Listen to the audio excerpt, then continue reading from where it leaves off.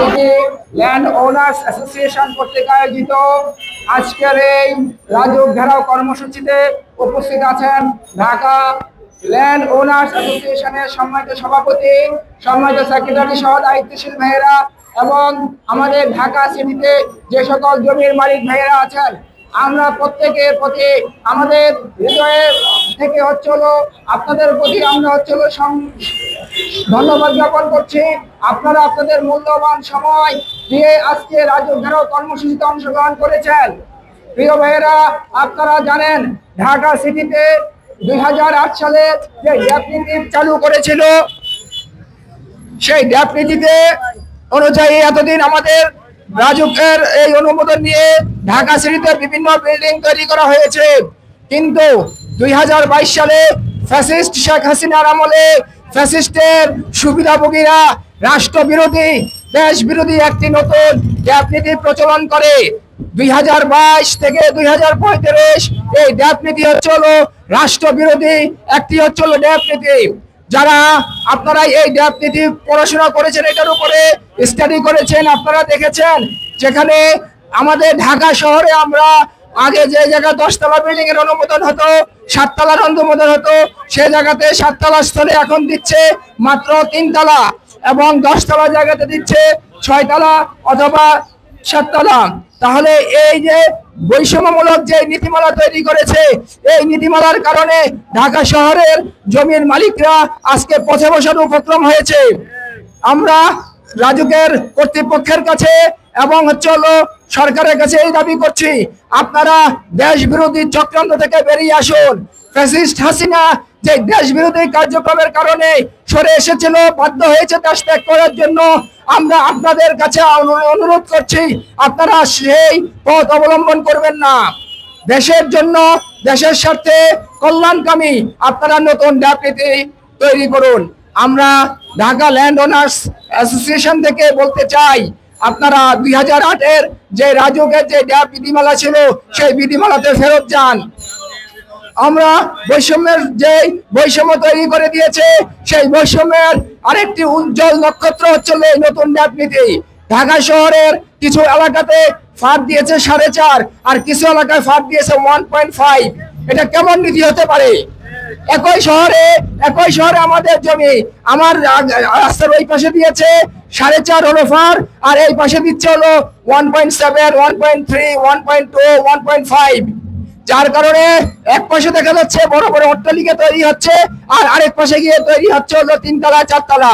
এই সকল ল্যান্ড ওনার যারা আছে, আমরা মারাত্মক ক্ষতির সম্মুখীন হচ্ছি।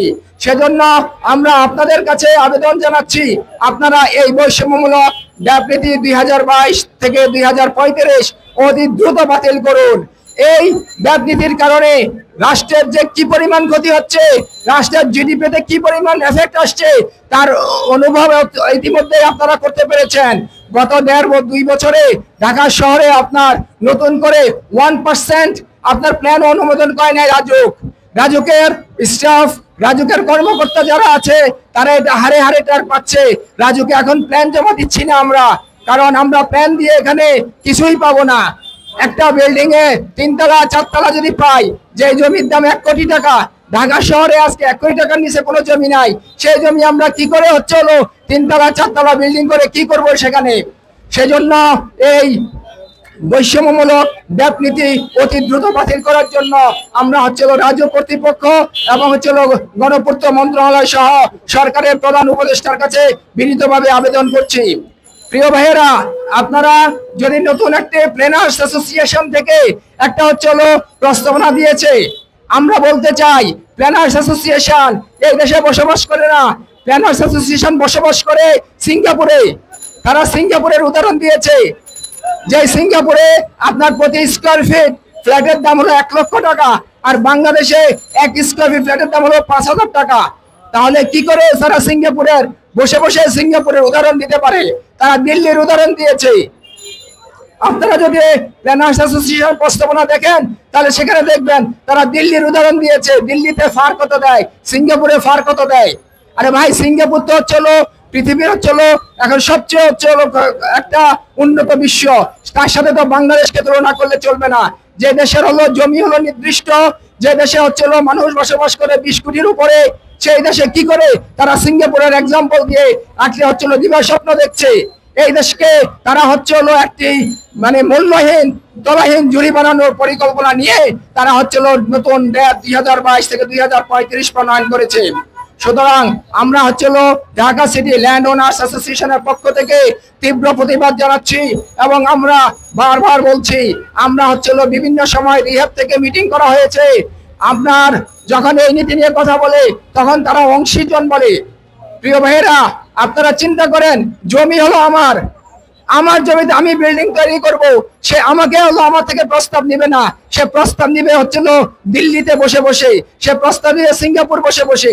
যারা হচ্ছিল এদেশের শত্রু, যারা এই দেশকে হচ্ছিল একটি অকার্যকর রাষ্ট্র তৈরি করতে চেয়েছিল অতীতে, তাদের সেই প্ল্যান বাস্তবায়ন করার জন্য আজকে তারা আবারও উঠে পড়ে লেগেছে। সুতরাং আমরা হচ্ছিল বারবার বিনীতভাবে অনুরোধ করছি রাজুকের কাছে, রাজুক কর্তৃপক্ষ, রাজুকের সম্মানিত চেয়ারম্যান অনতি বিলম্বে আজকে আমাদের এই প্রতিবাদ অবস্থার মধ্যে এসে ঘোষণা দিবে যে সে হচ্ছিল 2022 থেকে 2035 যে ড্যাপ নীতি আছে সেটা বাতিল করবে। অনতি বিলম্বে এই ড্যাপ নীতি বাতিল করার জন্য আমরা উদাত্ত আহ্বান করছি।